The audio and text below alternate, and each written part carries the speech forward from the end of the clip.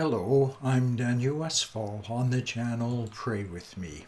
Today we look at the Confessions of St. Augustine, which is his autobiographical memoir written about 397 AD, not long after his appointment as Bishop of Hippo, North Africa. In the book, Augustine recounts his life and wanderings from boyhood through age 33 when he became a Christian. The book is a prayer, Augustine's extended, passionate, poetic communication to God. With remarkable insight and eloquence, he prays the story of his life and his searching, letting the reader eavesdrop on his personal relationship with God. The book is also Augustine's confession in several senses. First, he confesses the sins of his life: theft, intellectual pride, lust, self-promotion. He also confesses or discloses who he is: an intellectual wanderer, a searcher for truth and God, a wayward son, a sensitive and introspective soul. Augustine also confesses his faith in God. For example, he says to God, "Oh, how tortuous were my paths! Toss and turn as we may, now on our back, now side, now belly, our bed is hard at every point, for you alone are our rest.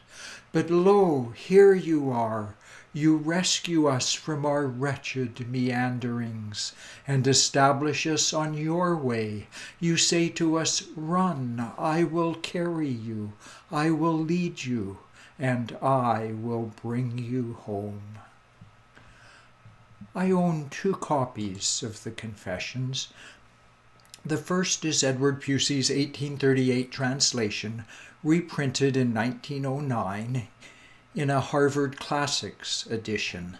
Since Augustine was schooled in rhetoric and oratory, Pusey's masterful use of King James English communicates some of the beauty of the original. Alas, the English language has moved on.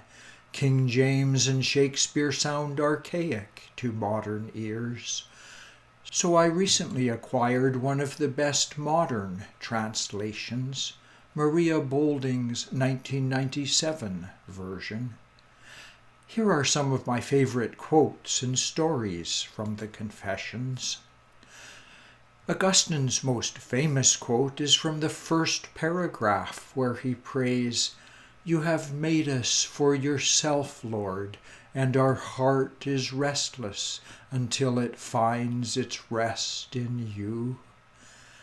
At age 28, Augustine left North Africa for Rome.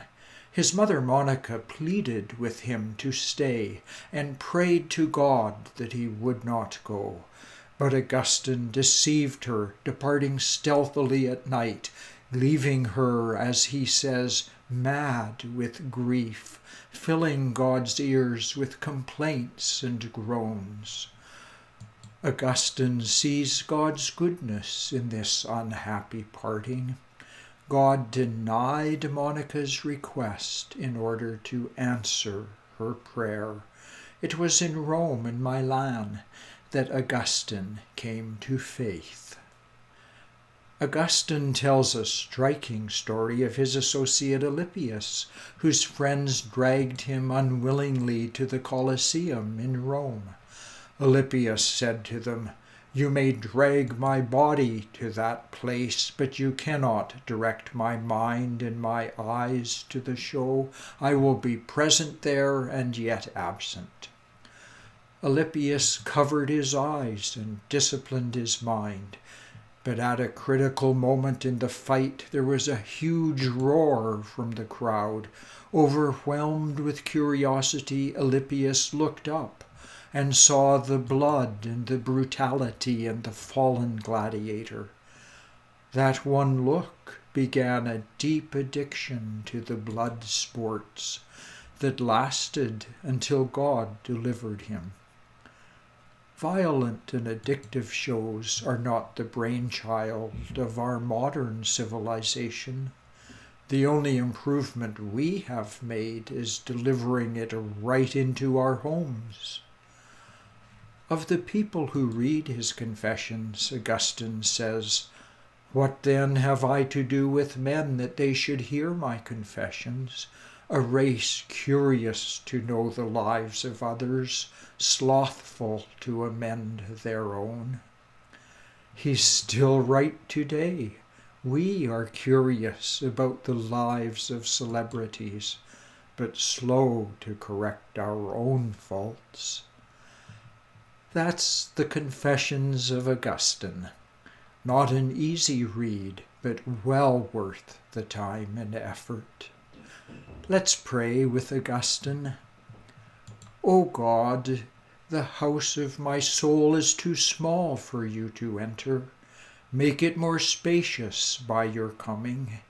It lies in ruins. Rebuild it. Some things are here which will offend you. Who will clean my house? To whom but you can I cry? Cleanse me of my hidden sins, O Lord, and for those incurred through others, pardon your servant. Amen. I'm Daniel on the channel. Pray with me.